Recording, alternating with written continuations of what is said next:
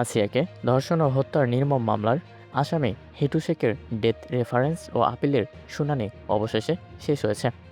আজ সোমবার হাইকোর্টের একটি বেঞ্চ দুই পক্ষের যুক্তিতর্ক শুনে মামলার রায় ঘোষণার জন্য আগামীকাল মঙ্গলবার দিন ধার্য করছেন। ঘটনাটি ঘটেছিল গত বছরের মার্চে। রমজানের ছুটিতে বোন জামাইয়ের বাড়িতে বেড়াতে গিয়ে বোন জামাইয়ের বাবা হিটু শেখের নির্মম নির্যাতনের শিকার হয় ছোট্ট আসিয়া। চিকিৎসাধীন অবস্থায় ঢাকার সম্মিলিত সামরিক হাসপাতালে চিকিৎসকেরা তাকে বাঁচাতে পারেননি।